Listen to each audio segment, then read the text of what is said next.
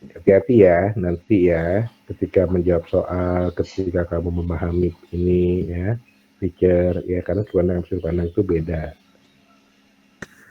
Oke, masih ada yang mau bertanya untuk titik pandang sebelum kita beralih ke alinea? Ada? Saya berikan waktu.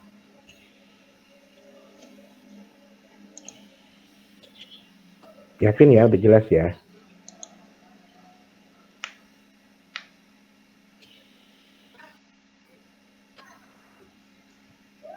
Jelas? Ada yang bertanya untuk kesatuan? Ini saya yakin kamu sudah belajar untuk alinea ini waktu SMA. Ya, meskipun kamu anak IPA, anak IPS, apalagi anak bahasa, ya, pasti kamu sudah belajar. Ada yang bertanya? Masih? Paham ya? Saya jadi bingung Pak, tadi Bapak menyebutkan anak bahasa ya? Kenapa? Kebetulan saya juga jebolan SMA, maksudnya lulusan SMA, tapi di sekolah saya nggak ada bahasa ya Pak? Iya. Saya lupa itu angkatan saya. Angkatan saya itu IPA, IPS, bahasa. Kalau angkatan kamu kan beda lagi ya penjurusannya ya. Jadi di Iya, angkatan saya soalnya itu kurikulum 2013 Pak. ya, oke, sorry ya. Jadi di angkatan saya ada anak bahasa dan memang dia lebih lebih apa ya, lebih fokus dan lebih beragam tentang bahasa yang dipelajari. Tapi saya sendiri juga bukan anak bahasa, saya anak IPA gitu ya.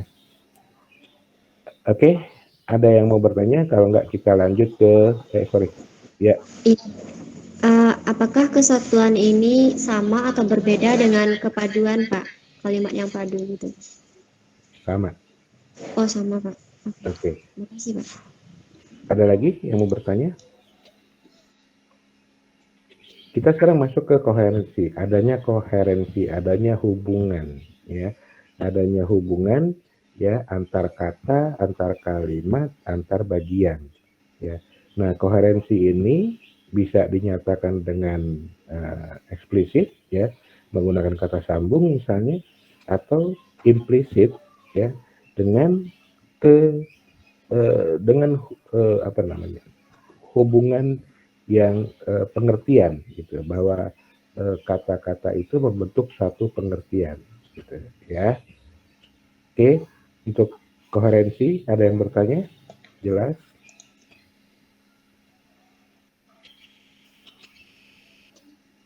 Paham? Kalau paham, kita lanjut ke berikutnya. Proses berpikir seseorang sangat erat kaitannya dengan ada tidaknya kesatuan dan koherensi ya dalam alinea yang disajikan. Makin baik cara berpikir seorang penulis, akan terlihat jelas adanya kesatuan dan koherensi. Ya. Ini sih cuma untuk memastikan aja. Kamu pernah nggak baca sebuah tulisan yang kayaknya kok nggak nyambung ya? Kayaknya kok nggak logis ya? Pernah? Ya.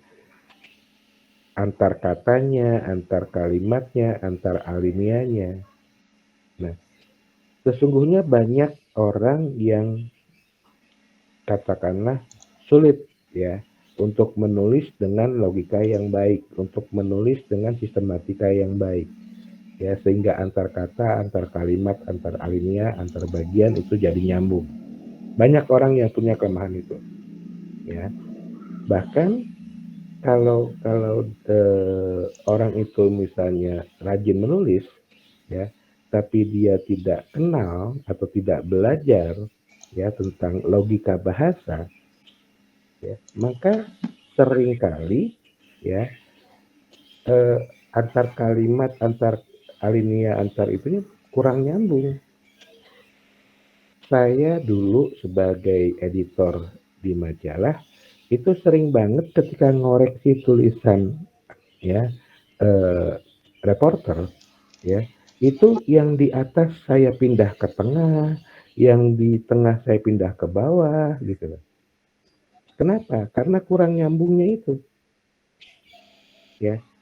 Nah, jadi sebenarnya ya dengan kamu belajar alinea dan semuanya ini ya, yang dituju adalah bahwa kamu makin memahami tentang logika bahasa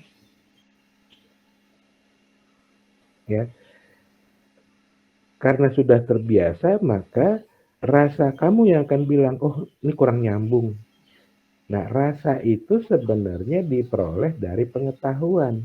Dan pengetahuan itu sudah biasa kamu lakukan, sehingga dia seolah-olah menjadi feeling. Padahal sesungguhnya adalah pengetahuan, keterampilan gitu ya. Sehingga ya kamu sering lihat lah ya, orang-orang yang sudah mahir misalnya, ketika menulis bisa jadi dia menulis misalnya dengan judul duluan gitu ya, habis judul lead, habis lead baru body.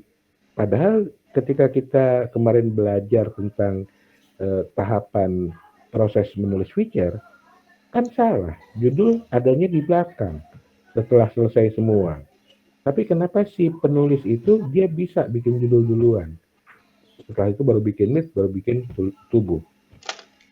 Sebenarnya karena dia sudah terbiasa ya, dia terbiasa.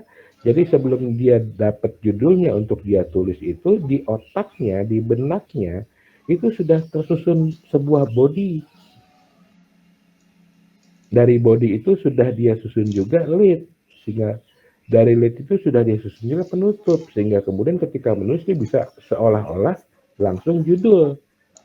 Padahal semuanya itu sudah berproses di otak dia karena keterbiasaannya itu. Paham? Jadi kalau kamu ketemu orang misalnya nulis langsung judul, kemudian runtut itu habis judul lead, kemudian body penutup, tidak seperti yang kamu pelajari, ya kamu lihat hasilnya. Apakah hasilnya itu enak dibaca? Apakah hasilnya itu logis? Hasilnya itu sistematis gitu ya? Nah, kalau memang hasilnya itu ternyata tetap enak dibaca tulisannya, berarti proses itu sudah dilakukan di otak dia, bukan tertulis gitu. Nah, kalau kemudian kamu bilang, berarti boleh Pak, ya kalau kamu sudah punya kemampuan itu silahkan. Yang penting tulisan kamu tetap harus jadi enak dibaca. Proses yang kita pelajari kemarin ya adalah untuk orang-orang yang belajar menulis. Kalau kamu yakin kamu sudah lewat itu, ya silahkan. Yang penting hasil akhirnya tulisannya enak dibaca dan jelas maksudnya, gitu ya. Paham sampai sini? Nah, kita belajar sekarang ini tentang alinea dan lain-lain itu juga sebenarnya membentuk cara berpikir kita dalam memahami logika bahasa. Jelas sampai sini? Oke. Cara berpikir dalam lingkup alinea ya, itu ada beberapa jenis ya. Kita lihat ada deduktif, ada induktif deduktif ya, kausalitas atau sebab akibat, kemudian kronologis atau urutan, ya, analogi atau perbandingan, repetisi atau pengulangan, contoh, pertanyaan. Ya. Saya yakin bahwa 9 jenis alinea ini sudah kamu pelajari waktu SMA. Jadi saya rasa-rasanya nggak perlu didetailkan lagi. Oke, ada yang mau bertanya tentang alinea? Sudah paham semuanya? Ada yang belum paham?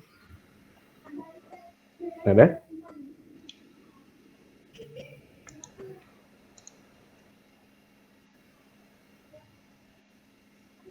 Paham ya? Kita lanjut, masih ada nggak? Kayaknya masih deh. Ke poin 6, ya, deskripsi. Adalah isi dari tubuh tulisan yang melukiskan dan menggambarkan kisah, sehingga fiturnya menjadi hidup. Oke, ya. Kemarin saya pernah sampaikan ke kamu bahwa kekuatan fitur adalah detail. Ingat? Ingat ya? kekuatan feature adalah detail. Ya. Nah, salah satu cara untuk membuat detail atau merincikan tulisan adalah dengan cara mendeskripsikan, dengan cara memberikan gambaran. Kenapa? Karena dengan memberikan gambaran, dengan mendeskripsikan, maka detail-detail itu akan terlihat. Jelas? Paham? Kalau detailnya sudah terlihat, ya, otomatis paling tidak, gitu ya, tulisan itu akan menjadi hidup. Iya apa iya? Siapa yang tidak sepakat dengan saya? Bahwa salah satu cara untuk membuat tulisan menjadi hidup adalah dengan mendeskripsikannya. Ya. Tapi kalau mau hidup yang lebih hidup, masih ingat ini tagline iklan apa? Pernah nonton TV kan ya? Ada kan iklan yang bilang menjadi hidup lebih hidup gitu? Ada? Kalau mau tulisan kamu menjadi lebih hidup, maka gunakan naratif. Ya, gunakan naratif selain deskriptif. Ya, supaya tulisan kamu menjadi lebih hidup. Kenapa? Kalau dari sisi umum, dari pengertian umum, naratif itu adalah bertutur, bercerita, ya. Padahal yang namanya feature itu semuanya bertutur dan bercerita, ya.